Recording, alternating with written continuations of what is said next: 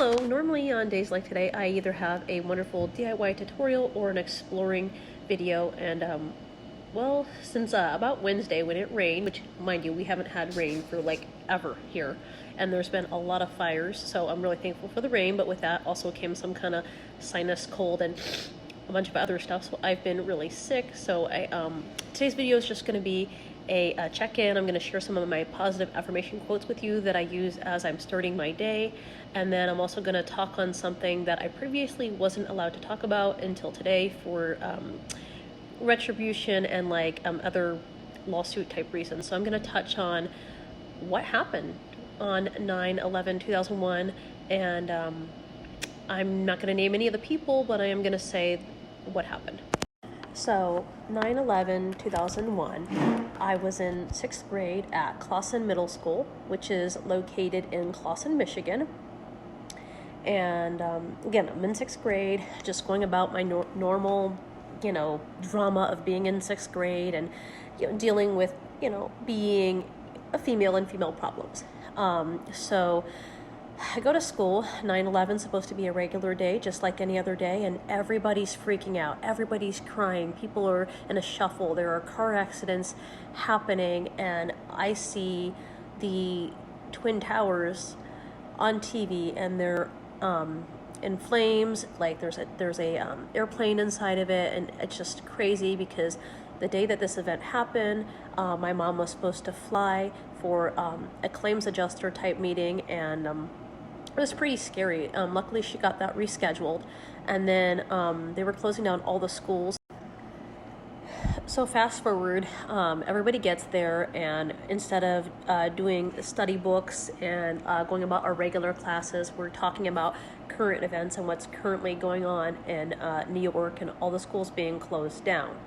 So in order to avoid lawsuits, I'm just going to refer to the people in this video as Jane Doe 1 and Jane Doe 2 because I went to school with these people and I don't want their parents coming back and suing me.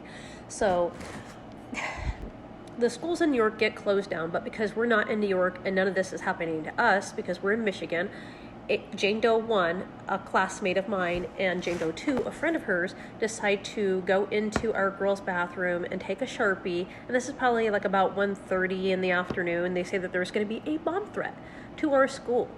Now, that's a very serious thing. They have to call in the bomb squad, the EMTs, the fire department, the police department, the bomb squad dog, and so they call all the necessary people and Homeland Security to our school. We're evacuated to our baseball field, and then the dumbest thing that they can do is they had us go from the baseball field to the high school, which is on the same property right next door, and they had us waiting in the auditorium. All of our parents had to be called.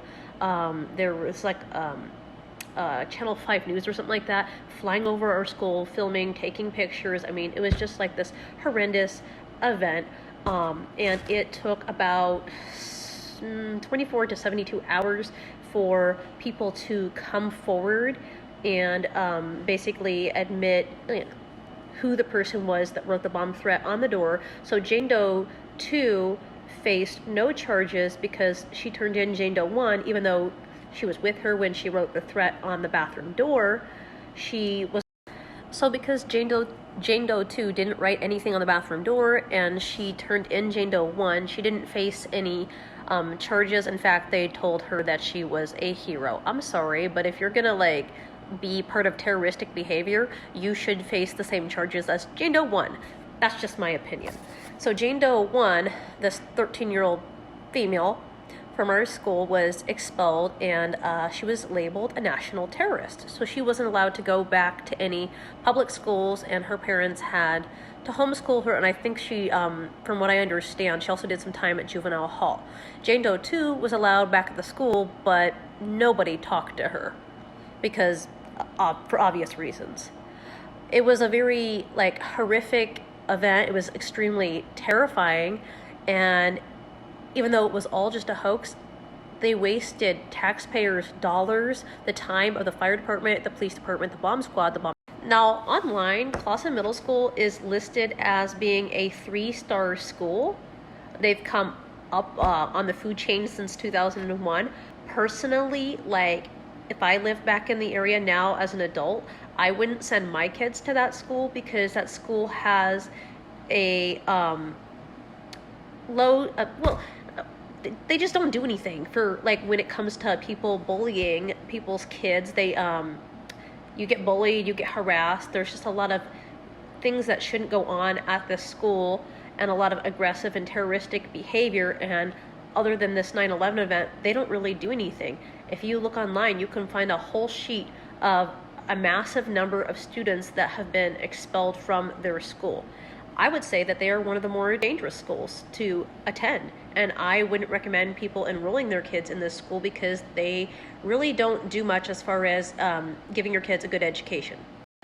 When I went to this school, I basically was beat up and harassed on a daily basis by kids from the school because of having parents that were of the LGBTQ community. And so I had almost no friends, and people would trip me in the hallways. They would take my school supplies. They would threaten me or like stuff me in a locker. This is not a good school, and just in light of the 9/11 event, more things have continued to happen at this school. And this school, I would say, is one of the deadliest schools in Michigan to send your kid to.